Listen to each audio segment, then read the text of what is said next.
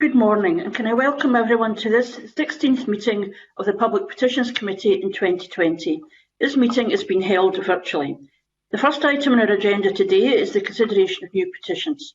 The first new petition is Petition 1820, Compulsory Bereavement Education in Schools, lodged by Samina Javed. The petition calls on the Scottish Government to introduce compulsory bereavement education into the school curriculum. We've received submissions from the Scottish Government and the petitioner.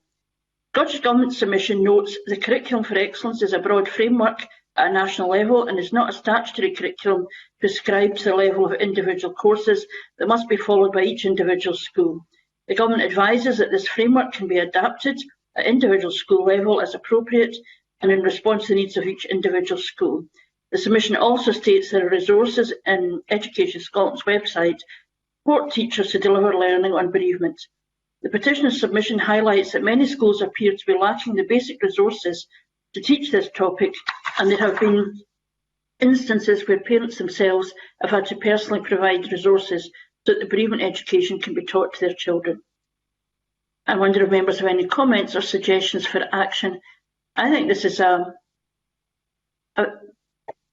it's obviously a difficult petition. It's come from direct experience. And I think that the concerns are that that young people are not supported, and I certainly think there are issues about how we can be sure that young people individually who have experienced tragedy are supported. Also, more generally, that young people learn to talk about these issues. So I think there is something here about what further might be done. But I shall call Gail Rose first. Thank you, Convener. Yeah, like you say, this is a really sensitive topic, but the petitioner's quite right, one that we should absolutely be talking about and encouraging our young people to talk about and therefore understand. I completely get why a lot of parents are not equipped to talk about it, and maybe it should be something that's included in something like PSE in schools. As the Scottish Government submission states, Curriculum for Excellence is really a guide, if you like, that allows local schools to adapt to their local circumstances, but this certainly is something that touches absolutely everyone in society. I would like to see us write to stakeholders, Child Bereavement UK, Young Scot and the Childhood Bereavement Network, just to ask for their views and to see if maybe they have any suggestions about how this particular subject can be dealt with in a more robust but sensitive way in schools, and how they feel that it is being dealt with at the moment. Thank you. Thank you. Tom Mason. Thank you, Convener. My apologies for not being at the pre-meeting or whatever. Hopefully my technology is now on track. Yes, I agree with what Gail has said. It's a very important area we must do something more about. We do need more information from stakeholders. I'd be particularly interested to know what the coordinator's brief is and his terms of reference there, in part of that information we receive. But if we get that information, then we can make further deliberations on the subject. Thank you. Thank you. David Torrance.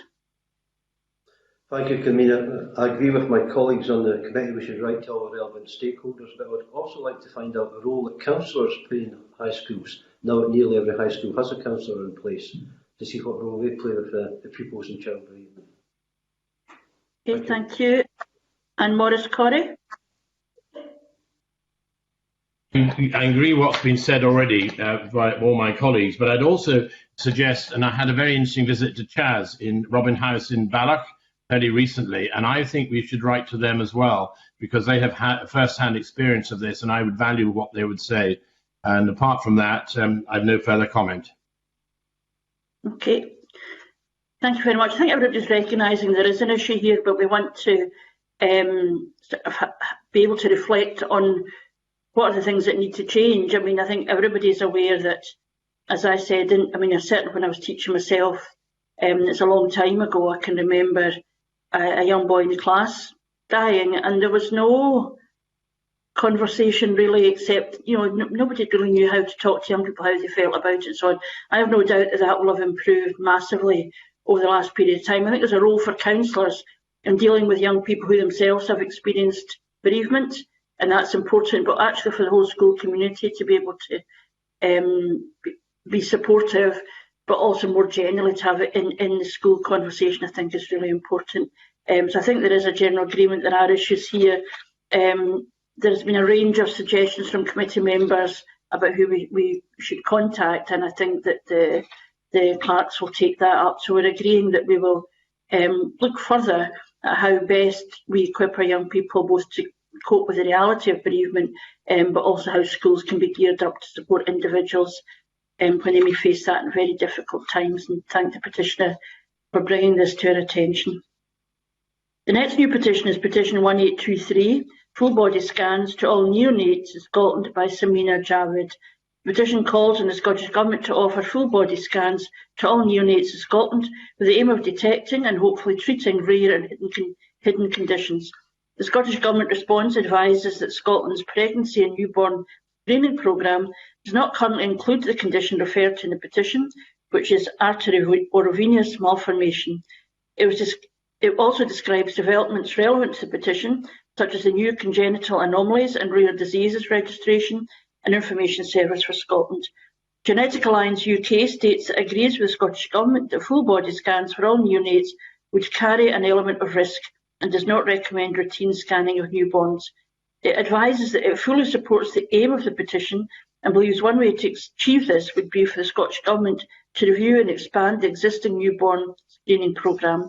It notes that Scotland currently screens for just 9 conditions, but Iceland, for example, screens for 47 conditions, the Netherlands for 34, and Norway for 28.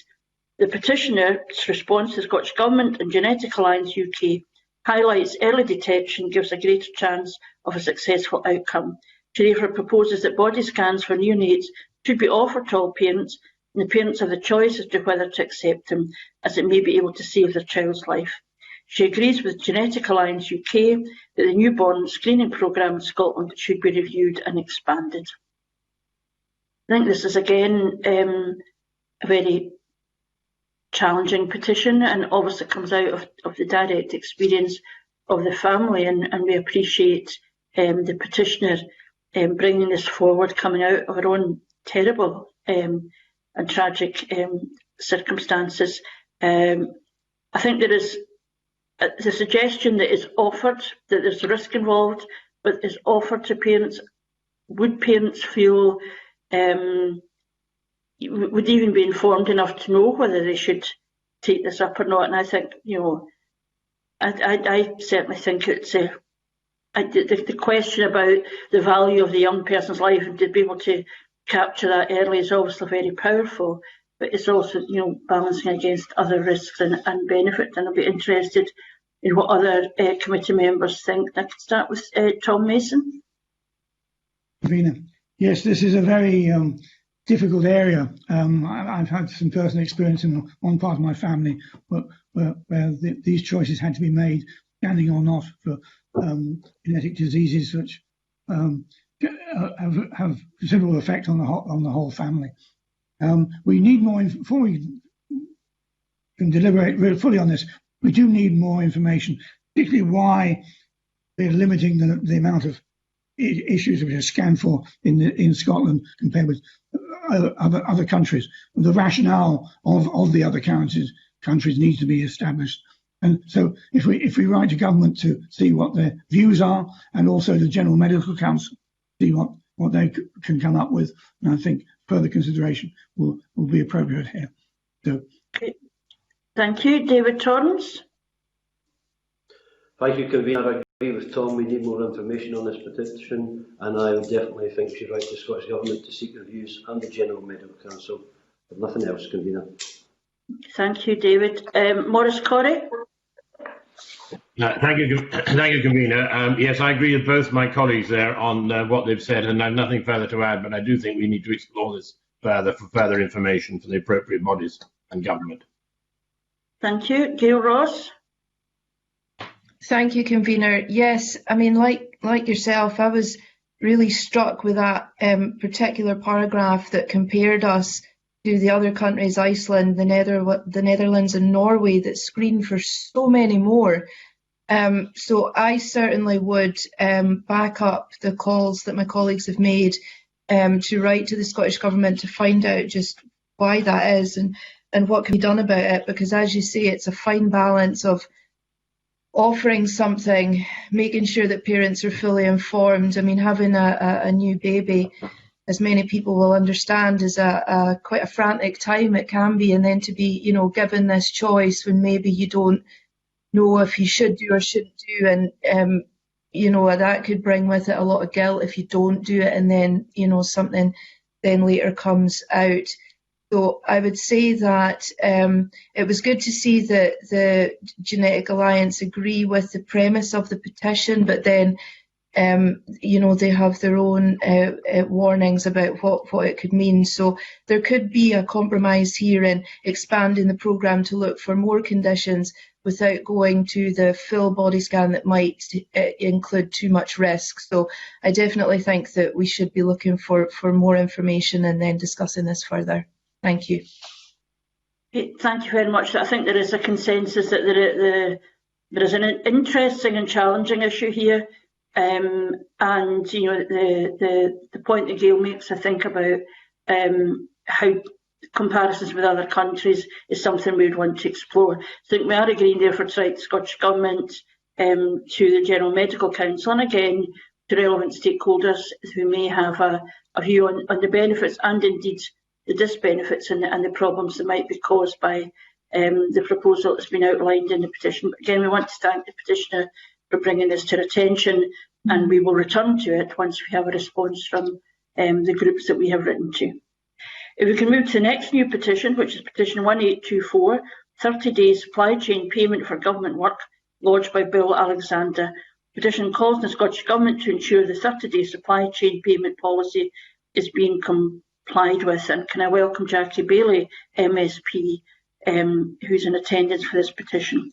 We've received submissions from the Scottish Government and the petitioner, and these are summarised in the clerk's note.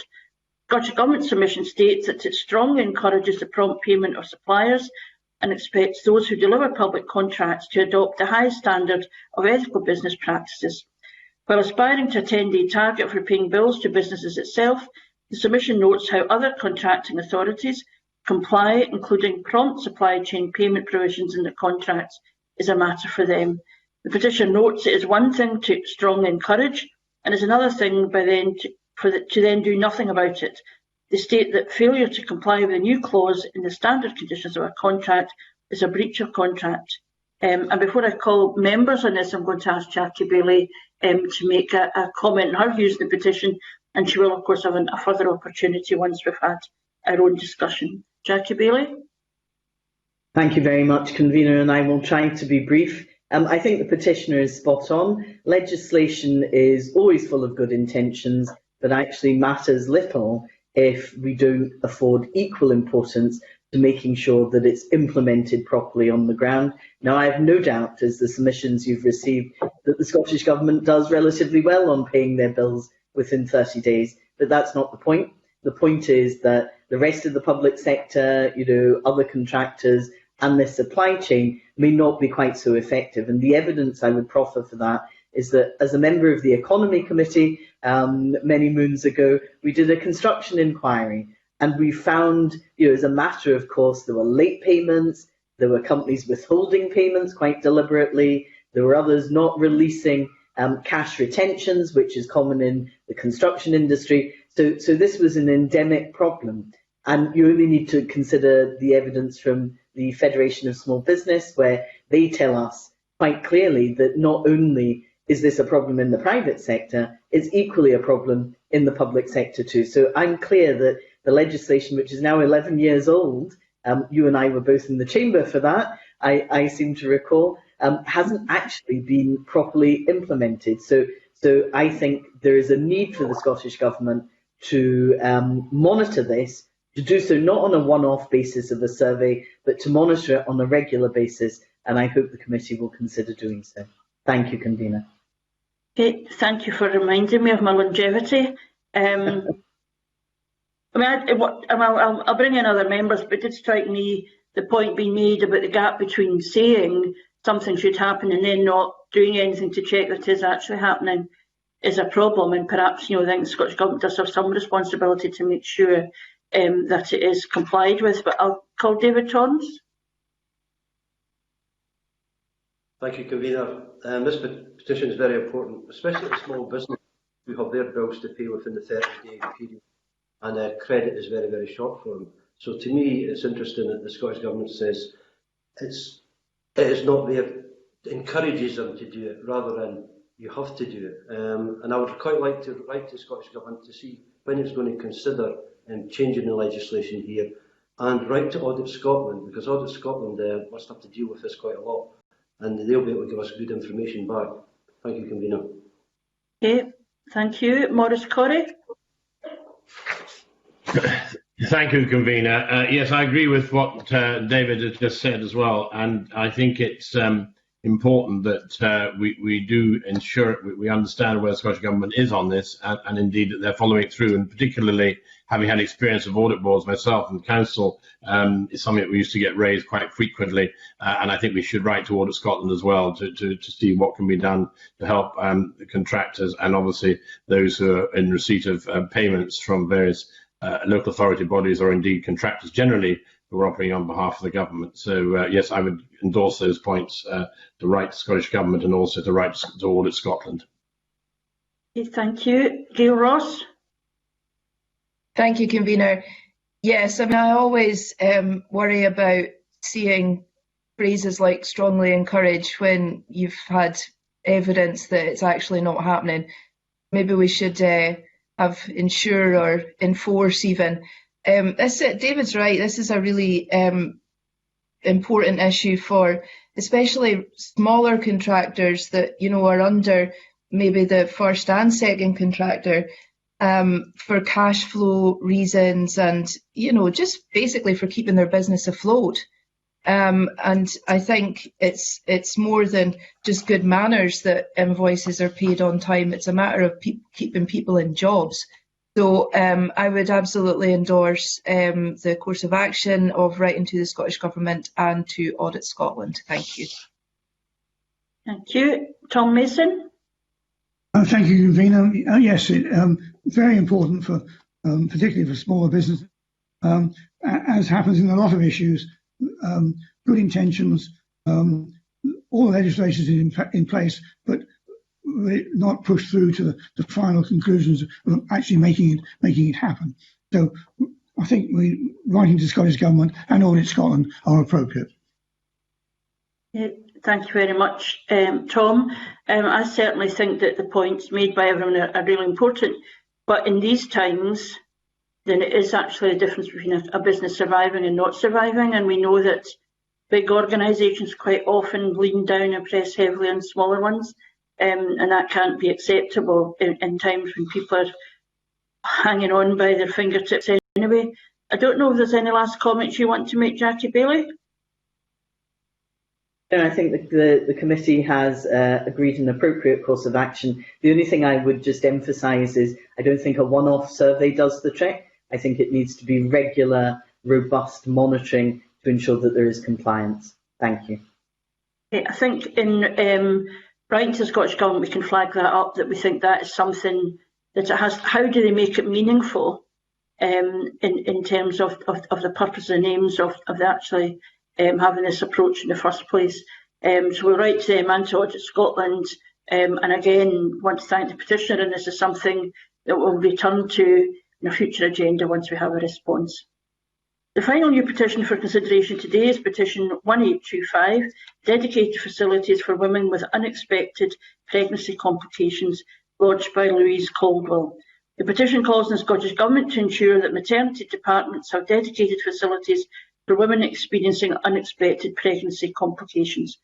We have received a submission from the Scottish Government which recognises that women experiencing a miscarriage must be provided with the right information, care and support, taking into account their individual circumstances. The Scottish Government advises all health boards have facilities available for women experiencing unexpected pregnancy complications These include early pregnancy units or areas for early loss and areas in the labour suite for these women. It further advises that although some units are able to provide safe care within gynaecological services, there can be additional clinical reasons that mean a labour suite is the best and safest place for individual women. Again, I found this petition very moving, coming from direct experience, and really I'd had quite an emotional reaction to it. And of course, we know that the Parliament was debating just this very week the whole question of supporting women experience miscarriage. So very conscious of the personal impact that's driven this petition, and we appreciate that from the petitioner. I think there are important issues here, and it would be good, I think, to explore them a little further, but I shall call other members. Maurice Corrie. Thank you, Convener. Yes, I was fortunate to attend the members' debate on miscarriages and the dramatic situations there, and hearing some real life stories from some members as well. I've full sympathy with this, and I think, as you say yourself, it was very moving, and a very moving statement has been made in this petition. And I would obviously, therefore, like to see more done to write to the relevant stakeholders, such as the Royal College of Obstetricians and Gynaecologists, BANS, Tommies, and the Miscarriage Association to seek their views on the action called in this petition. I think it's very important to understand it, and any other appropriate body that we need to write to, because this is something we need to get on top of, and I would commend that to do the committee to do that. Thank you very much. Thank you. Gail Rose. Thank you, Convener. Yes, I mean, like yourself, very, very moved by this. And the personal account of what the petitioner had to go through, absolutely awful experience, and very brave to come to us and detail it like they have done. I agree with Maurice Corrie. I think that we do need some further information on this.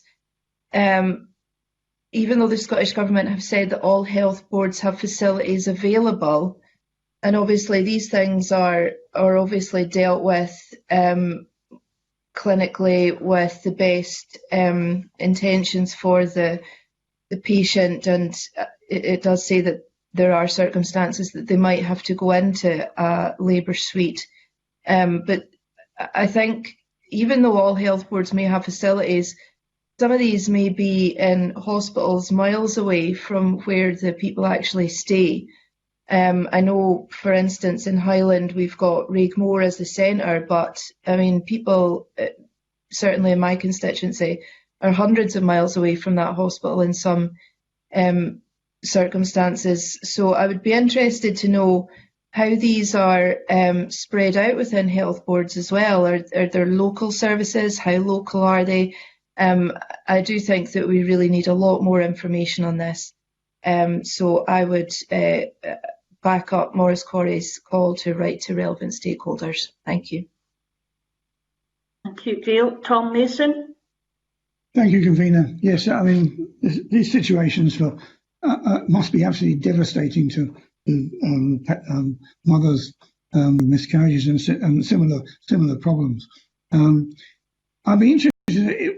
Certainly, we need to write to the various stakeholders to see what information is possible in this country. But I would also like to know a bit more information whether any good practices it can be gained from some other countries.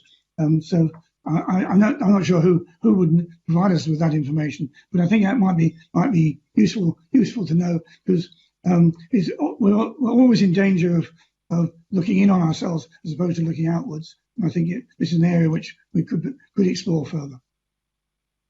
Okay, thanks very much. I think on that specific point, that may be something that we can include in the questions to the specific charities and organisations who are involved, that we might be wanting to write to, who will, I think, themselves have some awareness of that, or perhaps can direct us if they don't. But I'll call David Torrance. Thank you, Convener. I agree with my colleagues about writing to all the relevant stakeholders, but can we write to all the NHS boards as well to find out what facilities they have in place? I've nothing else to add, Convener. Okay, I think that's probably a useful suggestion, or if we can, let's leave it with the clerks to decide whether write to boards or to NHS Scotland and see if we can get the information that way first, if that would be acceptable to you, David.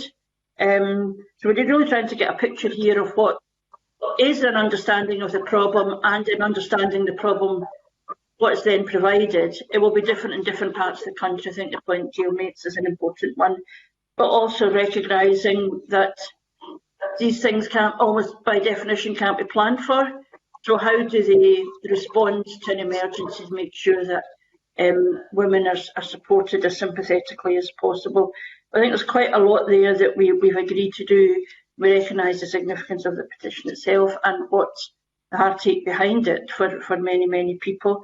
And again, we thank the petitioner, and this is one that we will return to when we get submissions back. If we can now move to the next agenda item, which is consideration of continued petitions. And the first continued petition on our agenda today is Petition 1540, Permanent Solution for the A83, lodged by Douglas Firland. Petition calls on the Scottish Government to ensure that a permanent solution for the A83 at the rest and be thankful, ensuring the vital lifeline route is not closed because of landmines. And Jackie Bailey MSP is in attendance for this petition. The committee last considered this petition on 5th March 2020. At that meeting, the committee took evidence from the Cabinet Secretary for Transport Infrastructure and Connectivity. The committee agreed to consider the evidence at a future meeting. The clerk's note summarises the evidence heard at that meeting and what has happened since. Notably, the Scottish Government has announced an appraisal of 11 options to improve the resilience of the A83 rest and be thankful. This has been led by a dedicated Transport Scotland project team.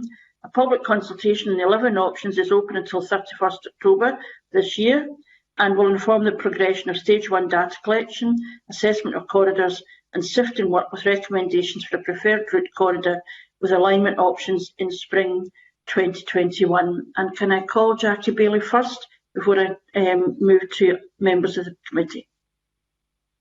Thank you very much, Convener. And again, I will try to be very brief. I think, much progress, as you've outlined, has been made since the last meeting of the committee. And I have no doubt that the committee engaging with the Cabinet Secretary had a lot to do with pushing this on, as indeed did the original petitioner. But I am cautious. And the reason I'm cautious is we are at the options stage. There was no specific reference to the A83 in the capital infrastructure document that was published recently, although the Cabinet Secretary was keen to assure me that this could, of course, be added at a later stage. Consultation on the 11 options presented finishes at the end of this month, and I would expect commitments to be made thereafter, but we are clearly at a very critical stage in the process. So given my caution, I wondered whether the committee would consider keeping this petition open until we have those commitments in hand, and therefore the process of securing a permanent solution for the A83 is well underway. And I would expect that to hopefully be in the new year. Thank you, Convener. Okay, thank you. Gail Rose.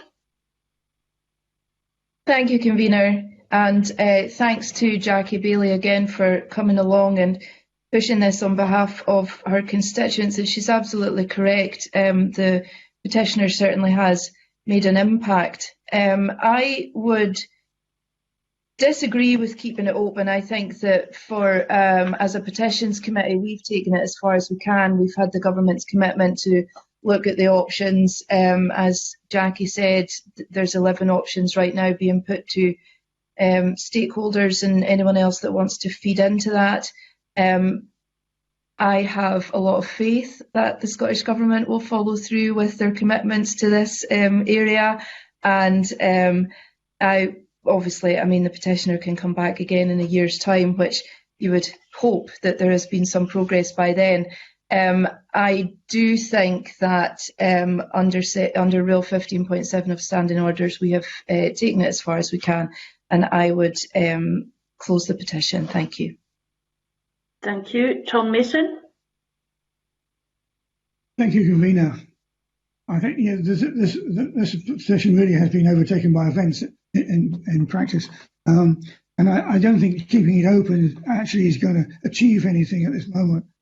If the government doesn't perform as expected, then the petitioner can come back again with another petition, which I think in fact would be more meaningful, because it would be on a situation which is much more current than we are at the moment. This petition was started in 5-6 years ago, or even longer, and I think a new petition would be appropriate if it's needed later on, when we've seen what the government actually does. Thank you. David Torrance. Thank you, Convener. As somebody who's visited the area and the previous Public Petitions Commission when this was raised, I think it's come a long way. I think we've got a commitment of the government to prioritise it. So I'm quite happy to close the petition under Rule 15.7 of Standing Orders. Okay, thank you. Maurice Corrie. Thank you, Convener. I'm well versed with this particular issue, even from my days in the Council, Argyll Bute Council, and on the Roads Committee.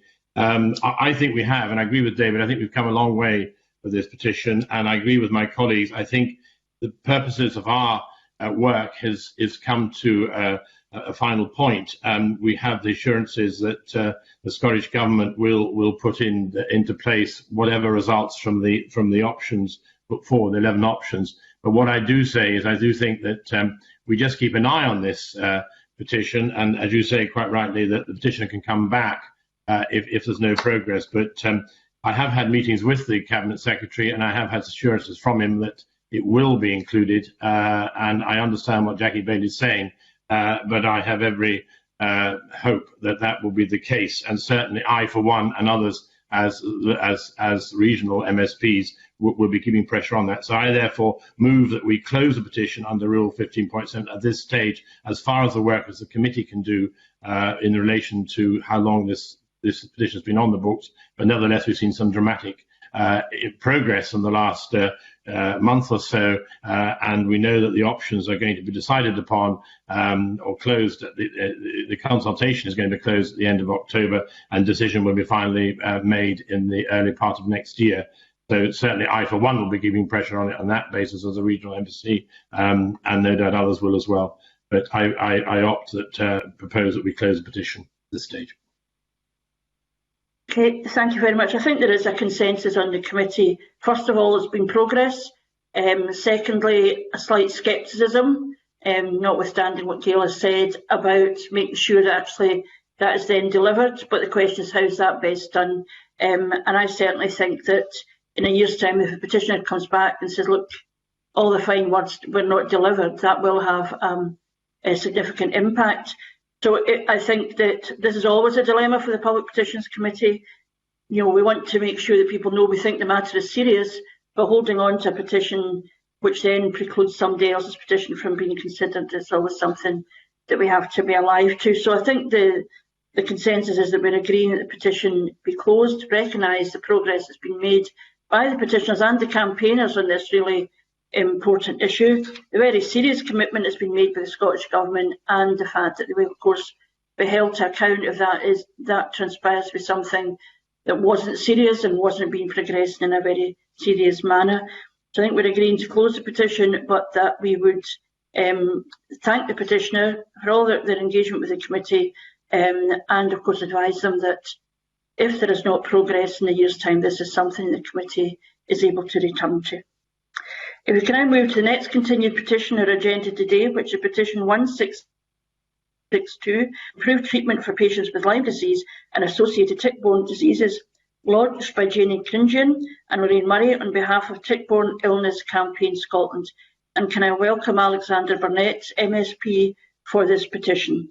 The petition calls on the Scottish Government to improve testing and treatment for Lyme disease and associated tick-borne diseases by ensuring that medical professionals in Scotland are fully equipped to deal with the complexity of tick-borne infections, addressing the lack of reliability of tests, the full variety of species in Scotland, the presence of persister bacteria which are difficult to eradicate, and the complexities caused by the presence of possibly multiple co-infections, and to complement this with a public awareness campaign.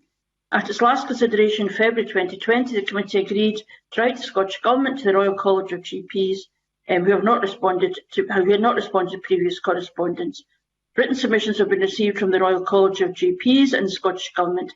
The committee has also received written submissions from individuals affected by Lyme disease. Since the publication of our papers, the committee has received a written submission from the petitioner.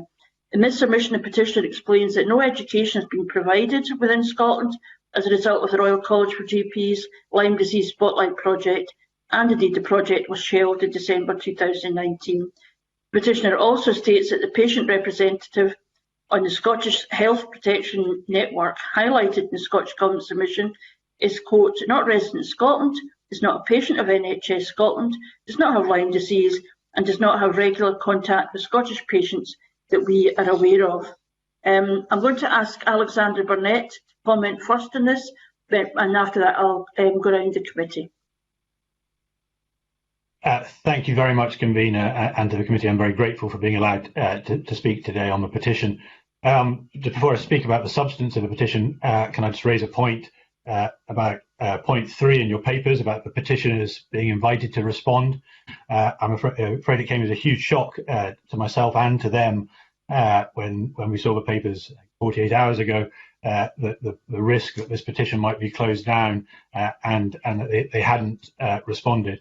And I don't know whether anything can be done to make it clearer to petitioners about how the process works around this. I know how complicated it is, even for us who sit within the Parliament. So he knows what it's like for those outside understanding how some of the process works. That said, can I just thank the clerks for their extreme assistance in the last 48 hours.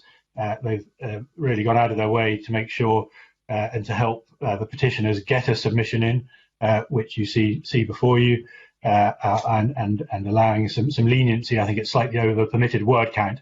So I'd just like to thank the clerks for their assistance in that.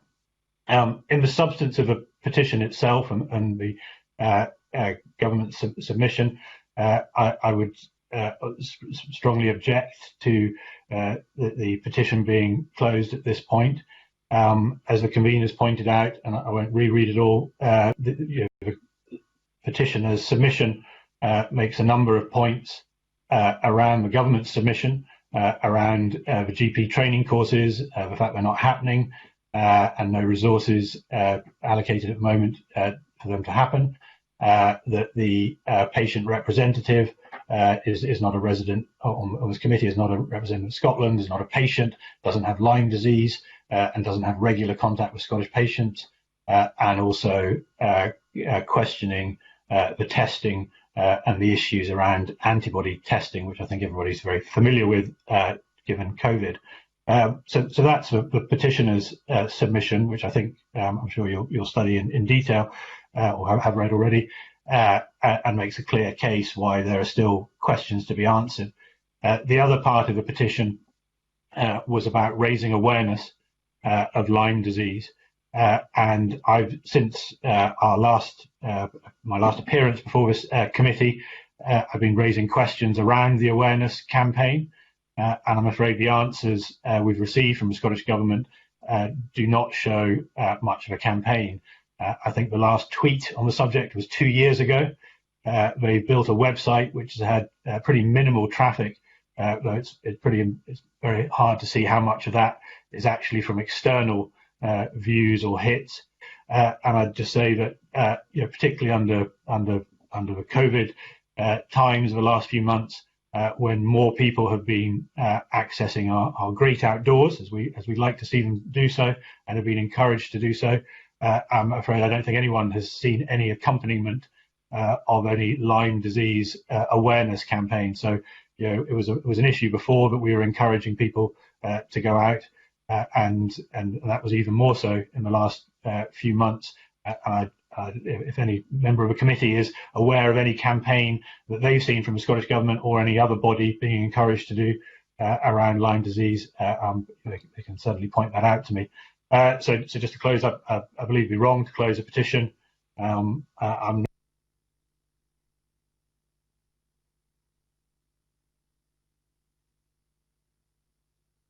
not entirely up to speed on what options are available to the Petitions Committee, but as a minimum, I would hope they would invite the Scottish Government to respond to the petitioner's submission and answer some of the points I've also just raised just now. Thank you.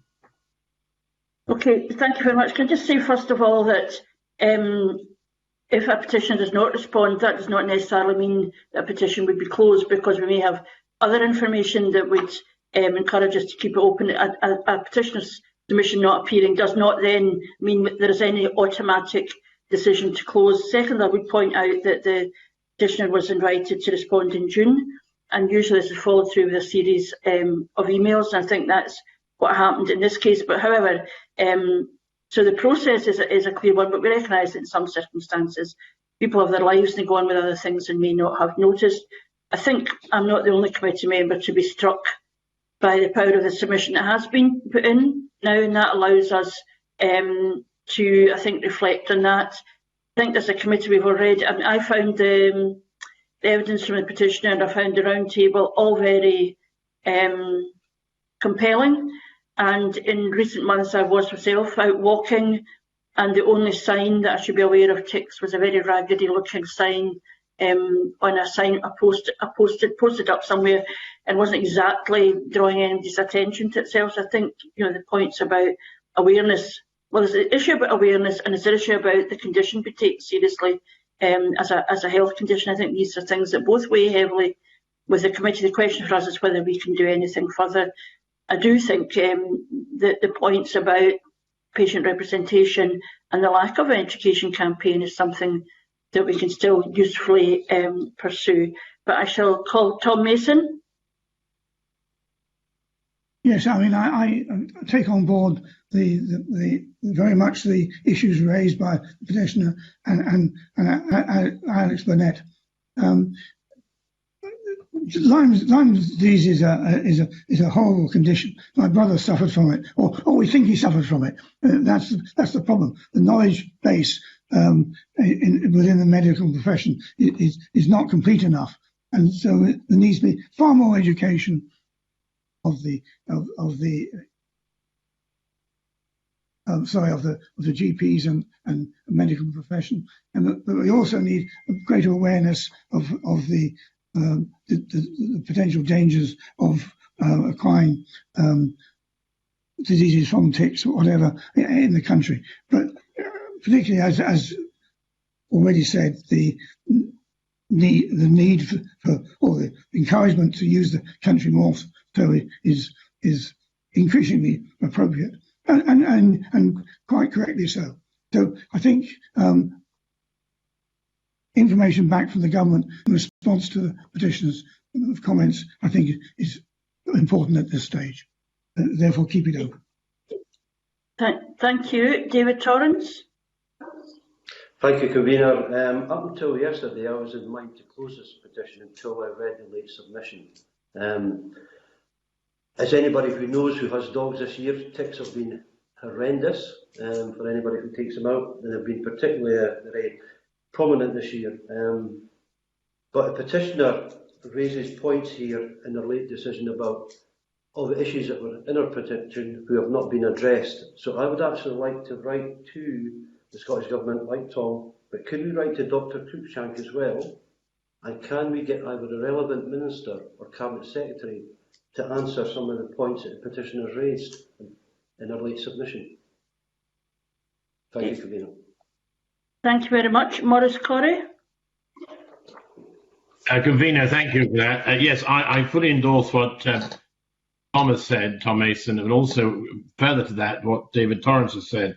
And I think the strength of the points in the submission, the late petition comments were put in just recently, which we've read, obviously, really move the argument to a slightly different level. And I therefore believe we should keep this open. And I think it's quite interesting the Scottish Government's commitment to understanding more about Lyme disease indicates to me that they're not particularly satisfied at the stage at the moment. So I think the bringing forward of a minister to our committee would be very helpful. The Royal College of GPs in practice in Scotland recognises the issues as well. And I think the roundtable awareness, the roundtable discussion we had, Convener, within the last year, was a very worthwhile one. And one of the key issues that came out of that was information campaign, and that clearly hasn't happened. So we need to make sure that's put, and we need to ask the Scottish Government specifically on that as well. So I would agree that we keep this petition open. There's a lot more to do to it and a lot more to hear before we could come to a final decision. Thank you. Thank you. Gail Rose. Thank you, Convener.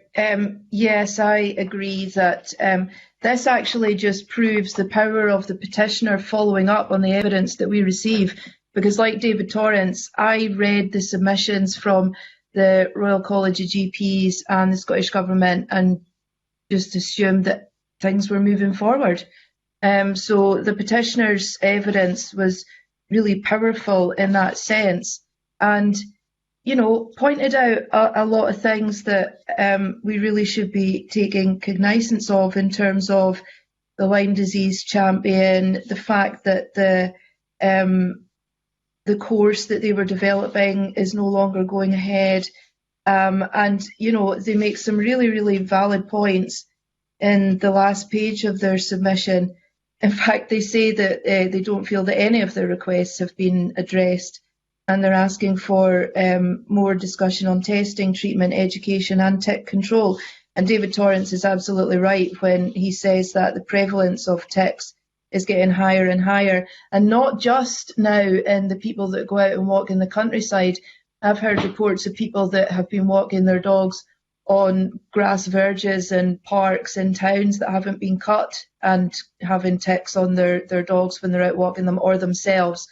So I think it's becoming more and more important that this is followed up by everyone that's involved, all the stakeholders that we had around the table, the Scottish Government, the medical profession, whom we haven't heard from yet.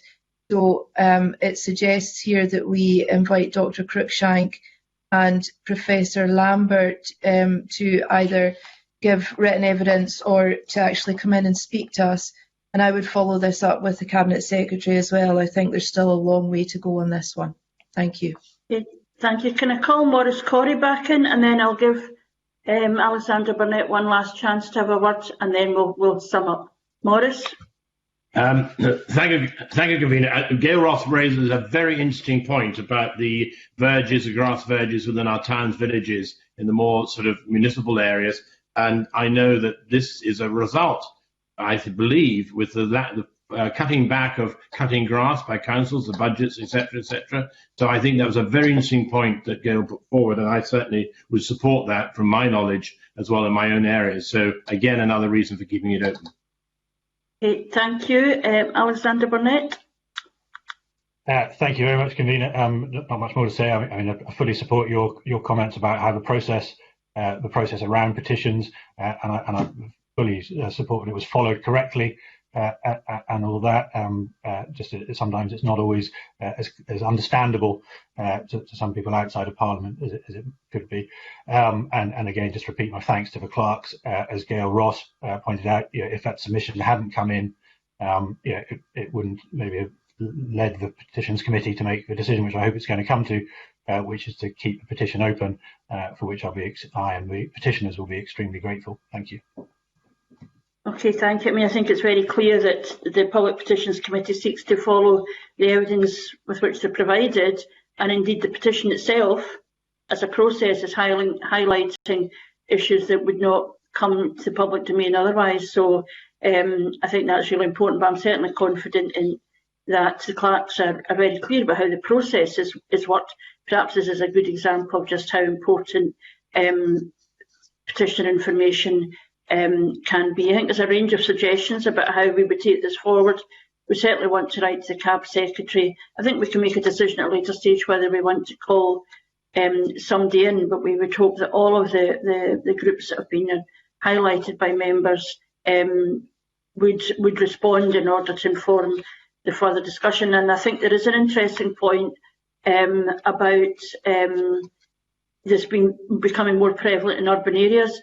I think there are two things happening. I think Maurice Corrie is probably right, that there are budget decisions being made, but of course there's also the drive towards, I don't know if it's called rewilding, but the idea that you don't necessarily have to cut grass, that by letting grass grow naturally you may improve the environment, but these are all things that are a matter for judgment, but I think we are agreeing that we'll take this forward, and thank both Alexander Burnett and the petitioners for the submission, which have helped inform our thinking at this stage. So we can move to the next continued petition on our agenda today, which is Petition 1729, Legal Protection of Crofts from Local Authority Care Charges, lodged by John McKeever. The petition calls on the Scottish Government to ensure crofting tenancies are exempt from local authority financial assessment for care charges. The petition was last considered in February when the committee agreed to write to the Scottish Government. Written submissions have since been received from the Scottish Government and the petitioner. In its written submission, the Scottish Government reiterates that in its engagement in preparation of future crofting legislation, it was a consensus of Crofting Bill group members that there, quote, was a need to establish a legal wherewithal to introduce a standard security provision for croft tenancies. Any such provision would rely upon a croft tenancy being treated as an asset. The Scottish Government also reiterates that it's for local authorities to interpret charging for residential accommodation guidance. The petitioner agrees with this, although believes that Comrell and Nayland Shear applied them incorrectly in his specific case. And I wonder if members have any comments or suggestions. I think this is a difficult issue. It doesn't feel to me as if it's been resolved. I think there are, I would maybe perhaps declare an interest in having family members with crofts.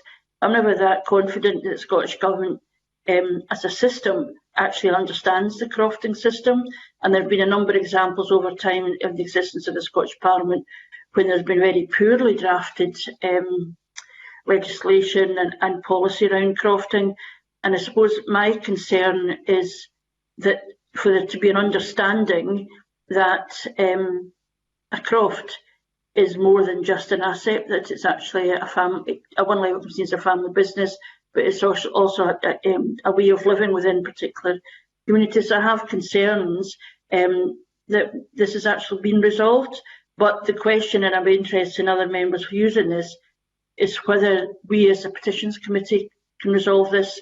It seems to be about interpretation and there's discretion, and I suppose the question is why Comrell and Shear is not exercising discretion in this regard, but that question may be so specific to the individual rather than at a policy level that perhaps a petitioner would need to look for support in advocating for him elsewhere. But I'm going to ask members for their views, and I'll start with David Torrance. Thank you, Convener. I don't think public petitions could take this any further. When you see a government's response, they are adamant that they're not going to change it. So I don't know where we go from here, whether we close it down or we pass it on. I would like to see our members' commitment, their inputs first, but I think probably the only place we can go is Rule 15.7, the standing orders, to close it down, because the Scottish Government is not going to change its mind on this, and it believes that regulation lies with individual local authorities. So I'd like to hear I'll be persuaded by our committee members if they wish to keep it open. Okay. Thank you. I think you're like many of us in this regard, David, that we're wrestling with something that, you know, because there are complexities here, we would be concerned that we weren't supporting these being addressed. But I'm going to call Maurice Corrie. Thank you, Convener. This is a difficult one to wrestle with, because if I recall when this came up before, there was an issue that the person who is running the crop, we'll say managing the crop, is literally managing that crop, for perpetuity, so like a guardian, and therefore doesn't necessarily own the crop individually. And so therefore, I'm a bit unhappy about closing the petition at this stage, because I think we need to just tease a bit more information out of the Crofting Association, which is who you referred to earlier on, Convener, and also COSLA in relation to their views, particularly those who've got crofting communities in their area, because I think that it would be premature to close it at this stage. And then we can go back to the government to see what could be done. But I would opt to keep this open at this stage, with the view that we would go back to the Crofting Association and COSLA for further information and appropriate questions. Thank you. Okay, thank you. Gail Rose. Yes, thank you, convener. That's an interesting proposition, actually, by Maurice Corey. I mean, from a constituency that's got a lot of crofting tradition, I know how important it is to the individuals and to the area as a whole. I mean, we did crofting inquiry when I was on the Rural Committee, and it was put forward by many people, including QCs that specialised in crofting legislation, just how complicated the legislation is. And you're absolutely right in your opening remarks when you say that there's been legislation piled on top of legislation, and it's not really clear whether it's actually really understood or not. I mean, I'm the same as David Torrance. I mean, I would like to see something more coming of this, but given that it's a legislative issue and the Scottish Government have pointed out that local authorities decide these, possibly on a case-by-case basis, I'm really not sure what input the Crofting Commission or COSLA would have on this. I think that they would just come back and tell us the same thing. So I wonder if maybe this is something that the local MSP could take up as a constituency case rather than the Petitions Committee taking it any further, because I don't see what, even though I would like to, I really don't see what value there would be in keeping it open. But again, like David, willing to listen to others' opinions on this. Thank you. Okay, thank you. Tom Mason. Difficult one. I mean, what is missing from this is a case actually taken through in court to the up the process, or in order to establish the finality of law on this particular issue. Presumably, all the cases are sort of resolved one way or the other before it gets to any high court to make a ruling. However, in an attempt to take the matter forward, I think if we keep it open and acquire a bit more information to see if we can clarify the situation at this stage. Closing it off, I think, prematurely will not do the crofting community much good. I think we can help them a bit further in clarifying this particular issue if we get them a bit more information. Okay. I mean, I hear the dilemma that everybody's in. It's a dilemma I feel very strongly myself, because I'm on family connection and a kind of an emotional connection to the idea of there being a family croft, even when most people have had to move away from the community. But that sense that in order to sustain that kind of community, it can't be treated as if it's just simply a house, when in fact it's a business, but it's also more than that as well. I suppose where I fall, I mean, in questioning, people have suggested Maurice and Tom have suggested that we ask further questions. I'm not quite sure what the further questions are, because the difficulty is that Scottish Government is saying there's discretion, local government is saying they're exercising that discretion, and this is about an individual case where an individual is arguing that the rules have not been followed. I think on balance, and I will give people a chance to come back in, because I think we're all in a dilemma on this, that realistically there isn't.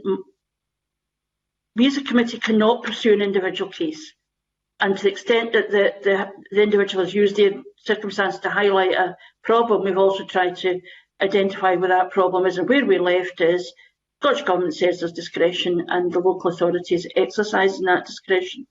It feels that, yes, I think Gail's suggestion that the petition may already have done this actually, is to have one of their, I think it's 8 MSPs have, to take this case up for them and pursue it directly, because in order to test why the petitioner feels the rules have not been applied appropriately, and that we could perhaps write to Scottish Government and just flag up that this has been a matter of concern to us that as we close it, we wanted to flag up to them a lack of confidence that there's a proper understanding of what the implications are here for Crofton communities. And I wonder if that would satisfy members that we would be closing it, but we would be encouraging the petitioner again to go back to their MSPs to feel that their individual case can be addressed in a way that is not the role of this committee, but that in closing it we would be flagging up to the Scottish Government that we think there is a lack of clarity here and it's not good enough, simply because, of course, part of the context for this will be how do you fund care? And a local authority with little funding is exercising its discretion perhaps to be able to address budgeting pressures, but that has to be up against the fairness and actually what legal entitlements of individual crofters are. I don't know whether folk want to come back in, so I'm seeing Gail. Do you want to come in, Gail Rose? Yes, convener, thank you. I think that given that the Scottish Government have looked at this in terms of legislation, and I would have a note of caution here in that the paragraph that you read out in your initial remarks did say that any such provision, if they were looking at a legal standard security for croft tenancies, any such provision would rely upon a croft tenancy being treated as an asset. Now, this is going completely the opposite way from the way the petitioner would like the legislation to go. So there's obviously the law of unintended consequences when you ask for something to be looked at. I think that the way to go, and this is another suggestion, is writing to the Scottish Government to ensure that this particular issue is included in any further, but when they go to do the Crofton legislation next term, it'll need to go to consultation again. And this is something that should be specifically asked in a consultation for any future legislation. I also think that we should write to the cross-party group on crofting, because it's quite a powerful place. You've got the Scottish Crofters Federation, you've got the Crofting Commission, you've got lawyers that specifically deal with crofting legislation. They all sit on that group, including stakeholders as well. I think it would be a good place to not refer this, but to pass this on for discussion at their next cross-party group. I don't feel that there is, if we do those two things, I don't feel that there's any need to keep it open. And I would say that this is definitely something to come back in a year, because hopefully the legislative programme would have been agreed by then, and crofting legislation will be on that programme. So therefore, if the petitioner comes back in a year, then that can be included then in any future discussion that the government is going to be having. So I would close, but send those two letters to the government and to the cross-party group on crofting. Thank you. Thank you. I'm going to call Maurice Corrie and then Tom Mason, and then hopefully we can come to a conclusion. Thank you, Convener. I think Gail has put a very interesting slant on this discussion.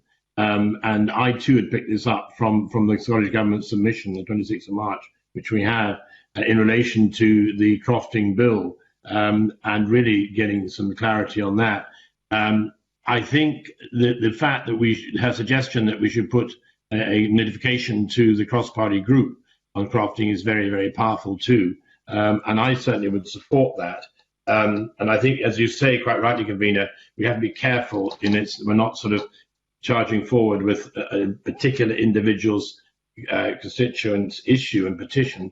We're in the wider field of that. But there clearly is a lot of grey areas, and I hope that this crofting bill would address that. And I was just sorry that the Cabinet Secretary at that time, Fergus Ewing, hadn't been stronger in pushing forward this aspect of the bill and including it. So I would therefore, on the balance of information that we've received and what has been said today by my colleagues, is that we would, I propose that we close this petition just now, but on the assurance that we write to the people that Gail Ross has mentioned, and I won't repeat those, to ensure that we get some good progress on it as it goes. And then if it doesn't come to fruition, then of course in a year's time the petitioner can come back. But it's something I know from my own experience in our Garnbutte Council we wrestled with as a council, and we were never really clear on this as to where it stood. And I might come back to my original points about the guardian of a croft, and I still maintain that issue, and I think that's where the issue stands. Okay, thank you. Thank you. Tom Mason. Convener, having listened to the conversation, I'll go along with what Maurice has said and Gail, in as much as we do need to get some assurances of some movement. But certainly I think maybe closing it off might be appropriate at this stage. Okay, thank you very much. I think the committee quite rightly has taken this very seriously and has wrestled with it. And I think that it's clear that the individual case has to be pursued as an individual case. The implications for the legislation around crofting and the rights of crofters, I think, can be flagged up, both I think to the Scottish Government, and I thought a very interesting suggestion right to the cross-party group in order to flag that up. And it does mean that this is in the institutional memory in terms of how might be progressed in the new term of the Parliament. But I think the amount of time we've spent on it, I hope the petitioner will be reassured that we recognise there are serious issues here, and that we would want to make sure that they were pursued. The dilemma for me is that where the grey area is that Scottish Government believes it's a matter of discretion, so this doesn't have to happen. But the pressures on the local authorities' discretion are not necessarily about the legislation rights of crofters, but other pressures that they find understandable pressures that they find themselves under. So I think we are agreeing to close the petition, that we will write to the Scottish Government to flag up the issues that have been highlighted. We will write to the cross-party group, and of course, I have no doubt whatsoever the petitioner will have been pursuing other avenues in this, but that he will have the right to return with his petition in a year's time if he feels that is necessary. We want to thank him very much for flagging up this really important issue, and trust that in terms of his own individual experience, it's a matter that can be resolved in the near future. If we can then move on to the next continued petition on our agenda today, which is Petition 1730, Registration of Home Educated Children in Scotland by Kenneth Drysdale. The petition calls on the Scottish Government to conduct an urgent review to identify children who are not registered with an education authority in Scotland and have been denied a basic human right to access an education suitable to age, ability and aptitude. The Scottish Government's response states that revised home education guidance with formal consultation had been planned with the intention of publishing updated guidance in summer 2020, but this has been delayed due to the COVID-19 pandemic. We also have submissions from the Scottish Home Education Forum and the petitioner, which are summarised in our papers. And also this is another one where we need to reflect on the evidence that we've been given. I mean, I suppose I feel that this, understand a lot of things are delayed because of the pandemic, but actually the issue of ensuring that young people secure an education, whether at home or in a more formal setting, is even more important now, because we don't know what for some young people will have been the impact of lockdown. I think that the general issue around ensuring that there's transparency around what home education is evidenced in our papers, and there has been, I think it's the Home Education Forum that makes the point that this has been a request for registration and so on for a very long time, and it hasn't yet happened. And I think they do make interesting comments about how some of the concerns around home education will be that young people are inappropriately home educated because of a failing in the mainstream system, but that it can be very satisfactory and be a very positive experience for many young people, but that in some circumstances the argument around home education is actually a proxy for another argument that parents are having. And we know this how complex an area this is when we're talking about shared parenting and so on, and the rights of parents, whether they are together or not. So I certainly thought it was very interesting on all sides, and I think we have afforded an opportunity for these issues to be examined closely. I think my own sense is that we have highlighted this, and there does seem to be progress. Perhaps one view is that perhaps we should close, but we should be flagging up to the Scottish Government the necessity that this revised version of the statutory guidance on home guidance should be progressed as a matter of priority. And I'll call Maurice Corrie. Thank you, Convener. Yes, I listened intently with your words there, particularly from your professional point of view as a teacher, former teacher. I think it's quite clear that obviously GERFEC comes into this, and as the petitioner quite rightly says, getting it right for every child, and then we go to the government's submission, and that obviously authorities are advised to make contact with families they know to be home educated in their area, and if it's not satisfied that the child is receiving efficient and suitable education, they have the power to send a sort of notice to the parents, and that's obviously the statutory requirement of government and therefore the local authority. So I'm satisfied there's enough safeguards in that, and I'm minded to close the petition under Rule 15.7 of Standing Orders on the basis that the Scottish Government is preparing a revised version of the statutory guidance on home guidance and will be engaged with stakeholders as part of this process. But as you quite rightly say, Convener, I think it's important that we keep on top of this nevertheless and write to the Scottish Government and indeed COSLA to ensure that this is actually being put into place and that there is every opportunity for that to be done. Thank you. Thank you. Gail Rose. Thank you, Convener. Yes, I mean, echo all the statements that have been made so far, and thank you for your knowledge of this in your opening remarks. It is unfortunate that this is yet another thing that has been delayed due to the current pandemic that we're all living through, but I would hope that the revised home education guidance would be updated in due course.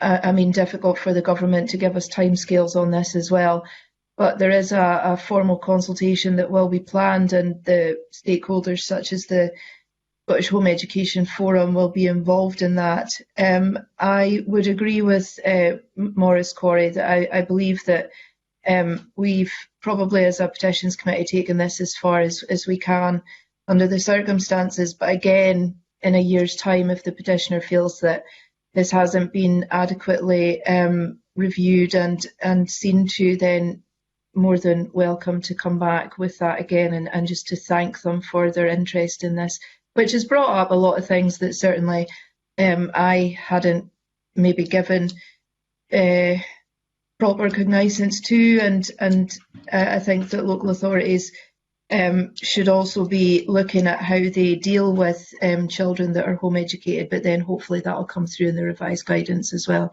So yes, I would close under Rule 15.7 of Standing Orders, Convener. Thank you. Thank you. Tom Mason. Thank you, Convener. I haven't much more to add. I agree with what has been said so far. It is an important issue to get right. If the government is going to produce a review, so be it. I hope sooner rather than later. Thank you. Thank you. David Torrance. Thank you, Convener. I agree with my fellow committee members to close the petition under Standing Rule 15.7 of Standing Orders. The petitioner always has an opportunity to come back if the statutory guidance is not what I feel is right. Okay, thank you. Okay, thank you very much. I think we have come to an agreement that we probably take the petition as far forward as we can at this point, but that we should agree to close it, recognise there are important issues here. There has been an important opportunity to highlight these, and not least through the evidence we've been given from various groups who are involved in home education, and about how we can have confidence in that. And I think submissions have been exceptionally useful in informing us, but I think we are agreeing as a committee to close petition under Rule 15.7 of Standing Orders, and that we would emphasise to petitioner that in a year's time, if they feel there haven't been progress, it's something that can be returned to, and we would want to thank them very much for their engagement with the committee. The next continued petitioner agenda today is Petition 1778, Review the Scottish Landlords Register Scheme by David Findleton. The petition calls for the Scottish Government to review the effectiveness of the Scottish Landlord Registration Scheme. The Scottish Government submission states that it does not agree a review is needed, as it believes the relevant legislation and guidance to have been revised sufficiently and to be robust. The petitioner disagrees with this point of view and is concerned that physical checks on the property are not carried out to check the landlord's declarations. I perhaps should declare an interest in this, as I was actually the government minister that took this registration scheme through, and therefore I am interested in its effectiveness. I don't think I envisaged that it would be very hands-off, but that there would be a serious process where it actually meant something to be registered. And I am certainly concerned, at least anecdotal evidence, that where a local authority hasn't got sufficient resources, then it becomes a kind of a paper process, an important paper process. And I recognise from the evidence we've been given that the registration scheme has been hugely strengthened since its early days. But I think it goes back to one of the earlier petitions, that if there's a policy, but there's a gap, we're not confident, the 30-day payment thing is one thing to say they should be doing, but if there's not checks on it, how effective that can be. So I'm interested in what other committee members think on this. It may be that there's nothing further we can do at this stage, but I do think it may be that we should be flagging up to what the relevant committee in terms of dealing with housing, because I think there is a confidence issue around the register, that if you just have it in theory, then it doesn't really mean anything to be registered, and there are people who are concerned about the way in which a landlord is conducting themselves, or indeed not conducting themselves in relation to the tenants. It remains a problem. But I'm going to call Gail Rose. Yes, I mean, it's interesting points that you raised there in your opening remarks. Just on reading the Scottish Government's response again, I would have said that, as you mentioned, the changes that have been made have meant that it's robust, and I have no doubt that if there are complaints made to individual local authorities, would be followed up, because nobody wants rogue landlords not fulfilling their roles, and certainly in terms of things like carbon monoxide and the safety of the electrical system and stuff like that. It's hugely important. Of course, it could be a matter of life and death. So, yeah, I agree that to maybe close it might just be cutting it off because we don't think that there's anything else that can be done. I would agree that we could refer it to the Local Government and Communities Committee. I know, well, I'm on it, so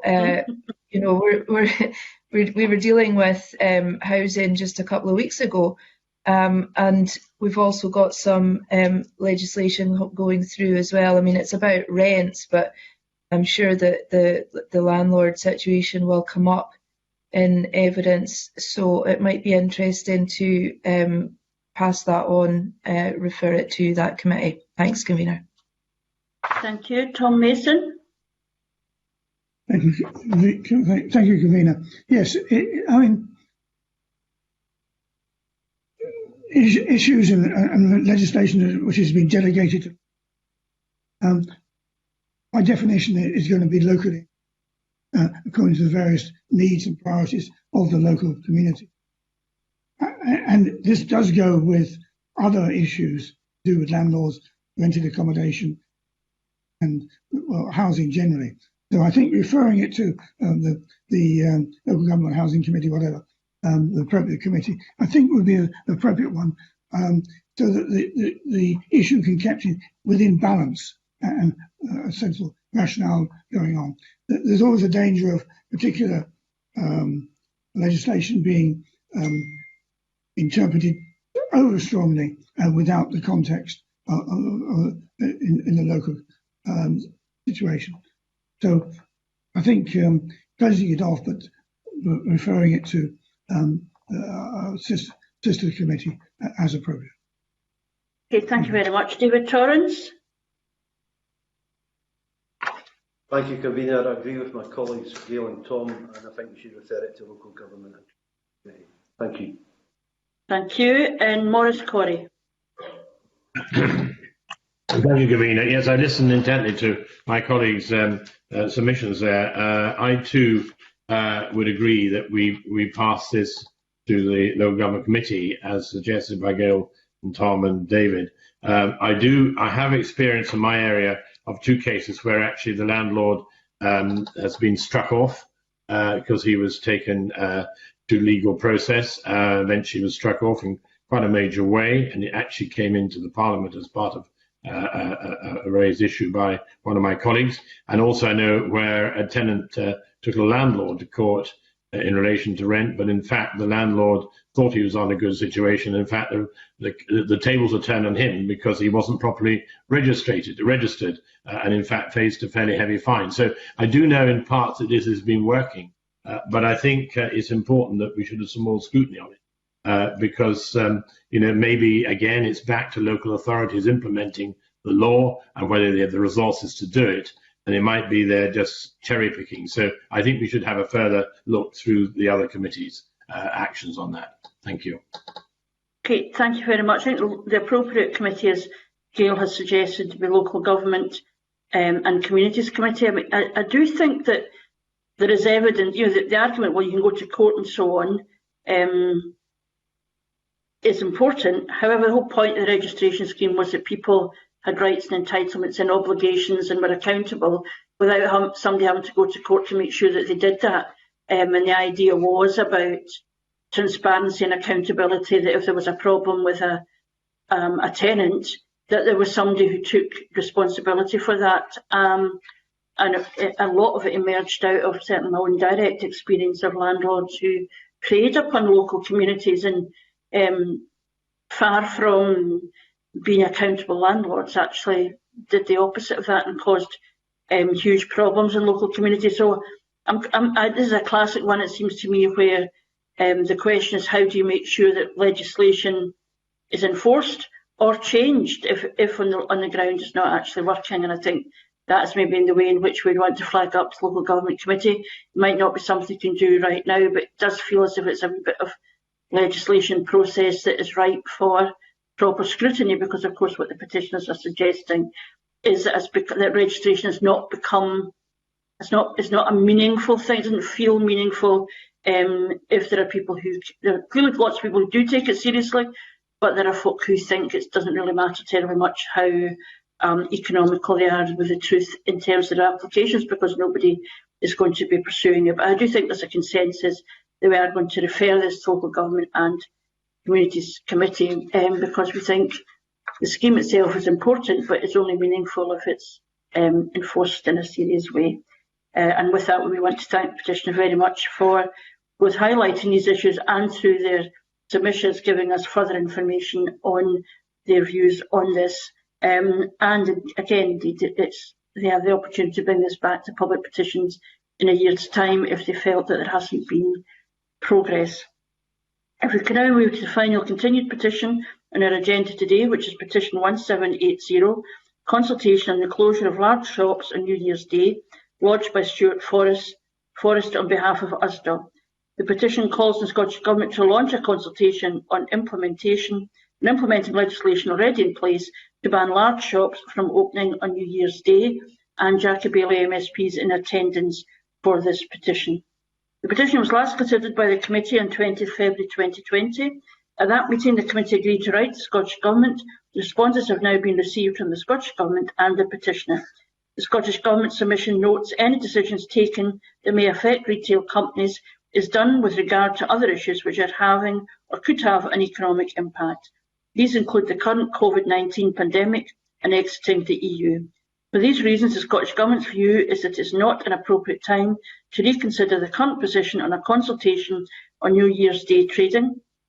It notes, however, as it moves forward with the development of the retail strategy, it will be involving unions as part of that process, where there will be the opportunity to discuss and consider these issues in conjunction with other representatives of the retail sector. The petitioner submission notes they are disappointed with the Scottish Government's view. While welcoming the commitment from the Scottish Government to develop a retail strategy, the petitioner is of the view that they do not believe that stopping trading for large shops on New Year's Day is a block to that strategy in any way. And I'm going to call members for comments, but I'll first of all ask Jackie Bailey to comment. And this will be the last time I annoy the committee, well, at least for today. Can I start by declaring an interest as a member of USDAW? And I should say that I met with the Minister in charge, Jamie Hepburn, and USDAW to discuss the Christmas and New Year Day Act, but specifically the provisions round about New Year's Day. You may or may not recall, in January this year, seems like an awful long time ago, I raised this at First Minister's questions, and the First Minister was very positive in her response in saying that shop workers deserve a festive break, such as the rest of us get the benefit of. So emboldened by that, we thought we would approach the Minister with a view to moving ahead. Those with long memories will remember that it was actually an MSP in the first Parliament, Karen Whitefield, who brought this forward as a members' bill. And in 2007, the Act was passed. The reason I reference that is, of course, it's been 13 years since anything was subsequently done with the New Year's Day provision part of the Act. That provision required the Scottish Government simply to consult on whether New Year's Day trading should be banned, and so far that's not happened.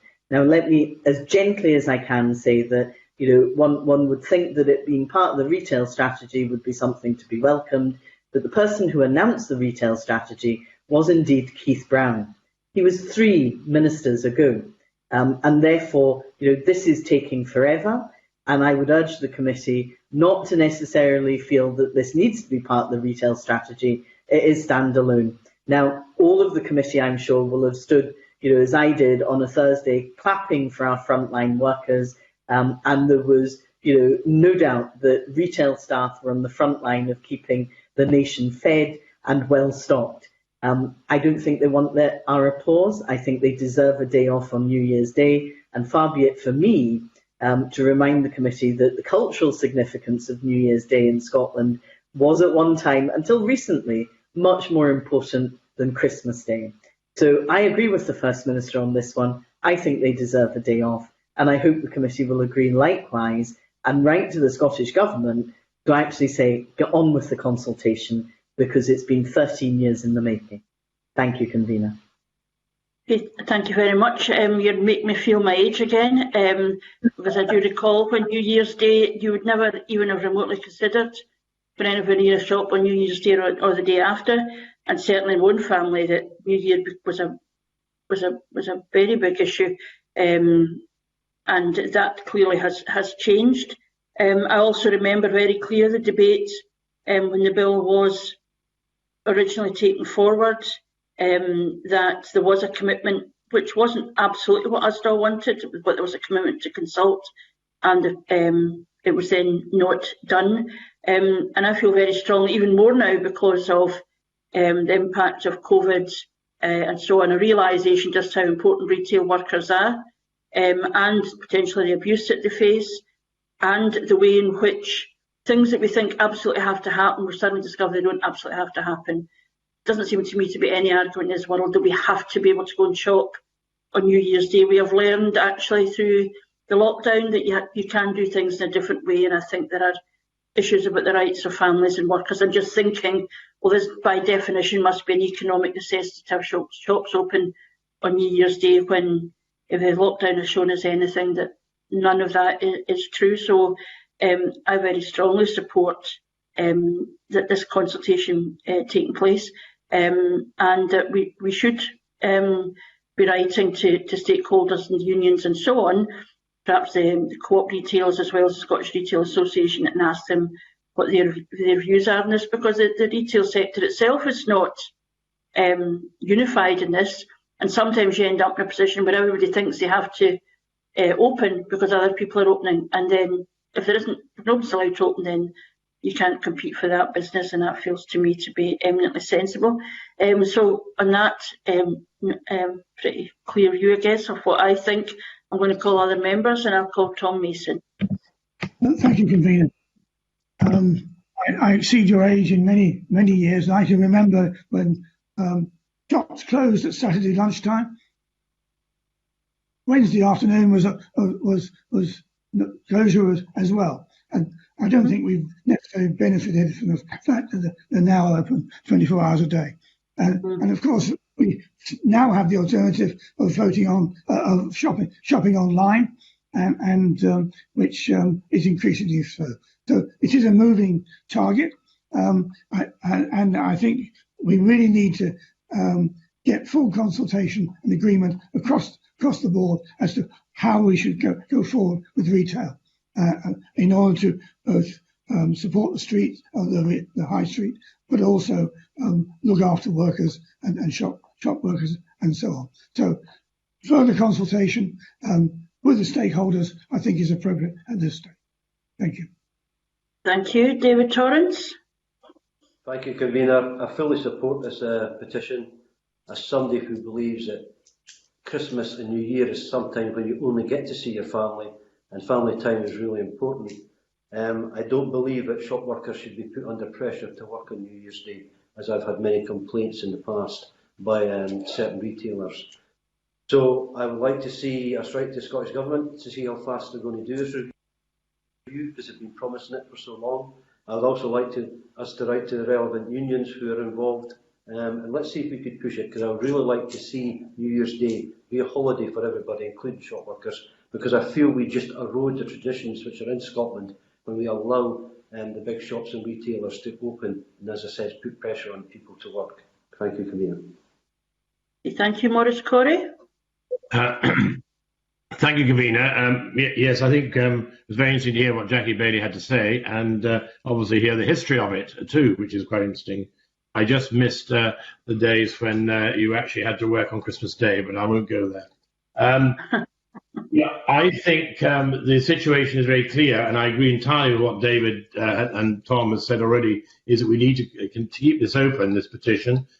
We need to push the Scottish Government for its progress with its consultation as well, because clearly that's stalled. And secondly, and I think particularly now, the shop workers, and New Year's Day is important for family, and being a family man, I fully appreciate that. And I think they deserve that day off. And I think we should write to the various stakeholders, such as Scottish Retail Association, STUC, GMB, to seek their views on the action that needs to be taken. And clearly, put a rocket behind the government to say, look, get to move on and see what the results of this consultation is. So I move that we keep it open. Okay, thank you very much. Gail Rose. Thanks, Convener. Yeah, we must be quite traditional and old-fashioned up here. We still close for a half day on a Wednesday, so that can be quite frustrating when you forget and you go down to chemist or something and it's all shut. But no, I mean, I absolutely agree. I don't see any reason for shops to be open on New Year's Day. It's not as if, I mean, I remember as well when the sales used to start on New Year's Day and you would have the New Year's sales, they all start on Boxing Day now, or sometimes even before Christmas. So, there's no material reason at all for shops to be open. So I would completely agree with all the other members of the committee in terms of who to write to, rockets behind the Scottish Government, etc., etc. So yes, I fully agree with that course of action, Convener. Okay, thank you very much. Rockets under the Scottish Government, says Gail Ross. We shall make sure that that's flagged up to them as well. There's clearly a consensus on this issue. I don't think it's necessary to bring Jackie Bailey back in unless she indicates hugely. There is clearly a consensus here that, this is something that the workforce would benefit from, and that by opening you create demand, but if it's not opened, I think people would survive. I think there's a broader issue about the way a lot of workers now, every day is the same in terms of how much they're paid. If we've been really reminiscent of the days of you get extra pay because it was a Saturday. I can remember getting double pay because it was a Saturday. These are all things that have gone, and I think there are things to be regretted around that in terms of the rights of workers more generally in some sectors. But I think this is an area where I think there's an important bit of work to be done. So I think there is a consensus that we would want to write to Scottish Government and to stakeholders and unions as have been identified. And of course there'll be a further opportunity for the petitioner to engage once these responses come back. And of course the petitioner and us still are able to give further submissions on the basis of what's already been said. And I think we would agree to take that action. Before we move to agenda item 3, I'm going to suspend, and I'll suspend for 5 minutes and we'll return at 11:10. Thank you.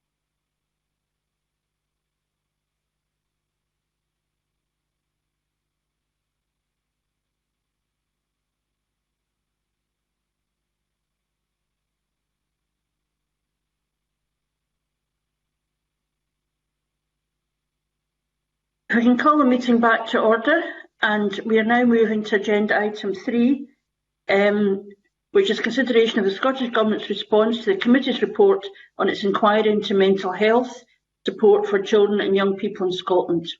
The response provided by the Minister for Mental Health outlines actions that the Scottish Government is taking to address the issues of mental health support for children and young people, and is summarised in our clerk's note. We have also received a response to the Minister's letter from Annette Mackenzie. Members are very aware that it was during consideration of evidence received in respect of Ms Mackenzie's petition that the committee agreed to undertake the inquiry. In her submission, Ms Mackenzie expresses that she is very disappointed in the Minister's response. She believes that insufficient action has been taken to support young people and families. And I'm going to open it up to some discussion. I think we want to thank Annette Mackenzie again for her response. We're very conscious of how difficult it is for her, and continues to be for her, and her plea that we recognise just how serious the situation is for young people. She says these problems were there pre-COVID and they continue there now, and indeed I know that within the local community there has been concern about suicide, ongoing concern about how troublesome young people may be, and we're very conscious of the seriousness of these issues. I would welcome comments from members on the response from the Minister, and I'll start with David Torrance. Thank you, Convener.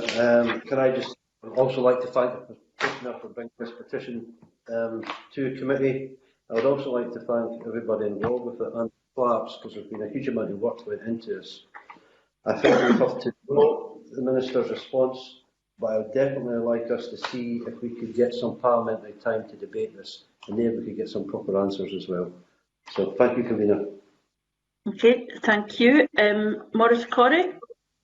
Thank you, Convener. Yes, I very much agree with what David Torrance has just said. It is a very important issue, and as you know, you and I went around the country to various meetings and listened to young people in different circumstances and different geographical areas. And I came back thinking, gosh, yeah, we need to do something about this. And clearly, as life goes on now with the COVID experience, and goodness knows what the outcome of that will be in relation to young people, I think this is something that really has to be flagged right up the top of the tree here. They are our future generation.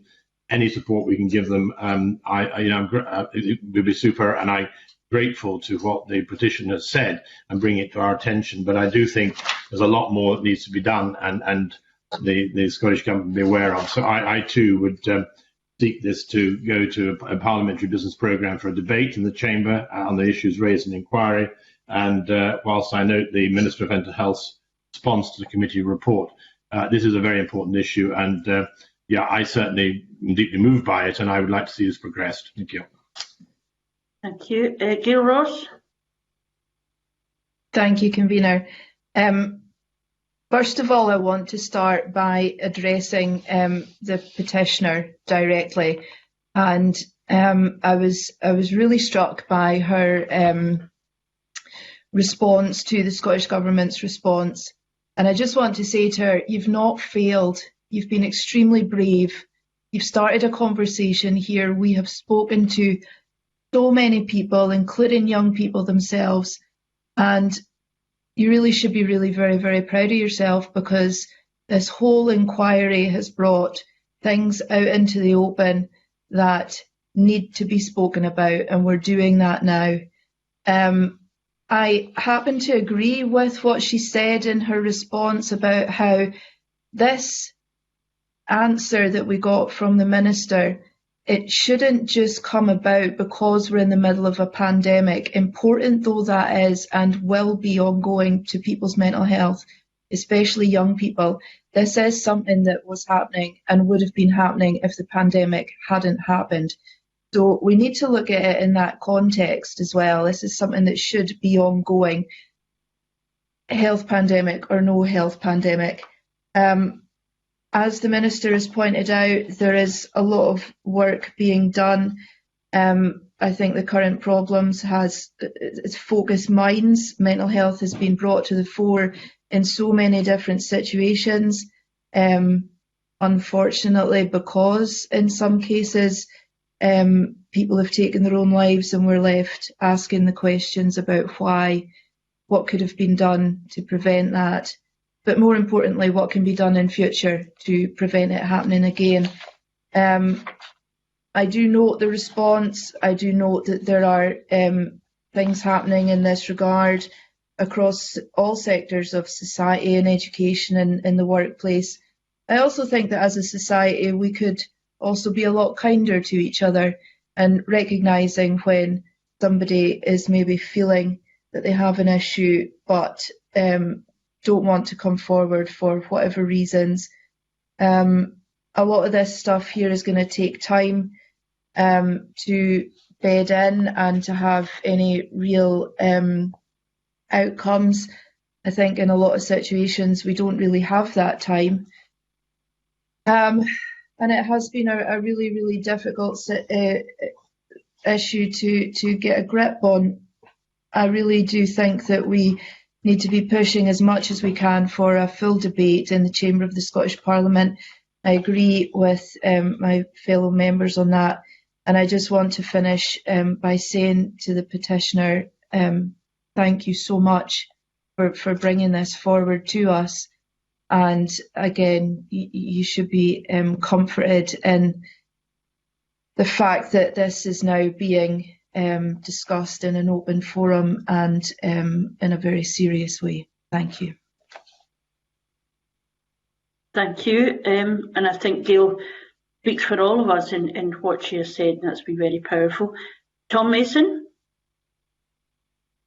Thank you, Convener. Yes, I endorse everything that Gail has said.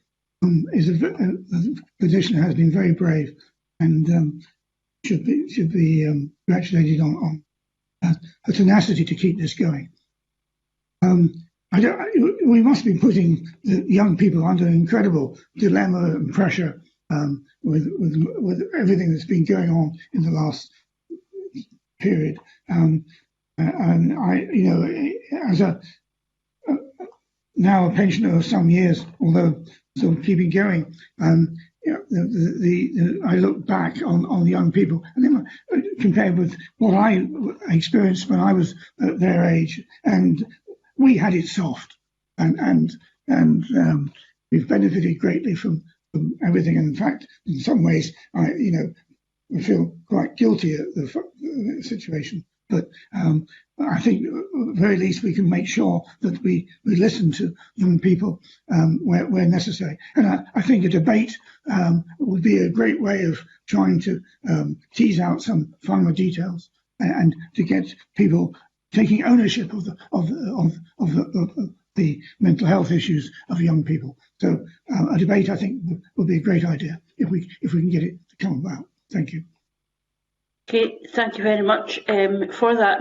And I agree with everything that has been said. I think that the issue about the pressure on young people is absolutely right. And it predates the pandemic, but the pandemic has brought everything into the most intense glare, whether it's pressure on young people in schools, the fact that they're not guaranteed work, the work that they have got all of a sudden, the kinds of ways in which young people would just sustain themselves when they were studying. These are the very jobs that are disappearing, and the level of uncertainty, fear for older family members of what might be happening to them. I think everything is very intense just now. I suppose my feeling about the ministerial response is it didn't engage with quite a lot of the recommendations that we made. It made general statements about what the aspiration of government policy is, and I absolutely do not doubt in any way the sincerity of the Minister in her response. But I think that the parliamentary debate would afford us an opportunity to raise these specific recommendations and ask for a response to them. The whole question of not just counsellors, but the training for staff and for young people themselves, the ability to have a shared language around how people feel, and that sense that the whole school community has a responsibility. But also, and I did think this was a bit of a weakness in the response, what we expect from employers. particularly those who are taking on apprentices and taking on new trainees. I'm not sure. I think that a lot of employers would be happy to engage with us, but they maybe need a bit of support to know what it is that they should be doing and how they can direct people if they're experiencing pressures, concerns, anxiety, or distress. So I think we are all recognising the importance of the whole issue here. The inquiry itself makes that very clear, but that a debate would allow us the opportunity perhaps to press in some of these specific recommendations that have not been addressed. And again, we will be able to return as a committee once that debate has taken place.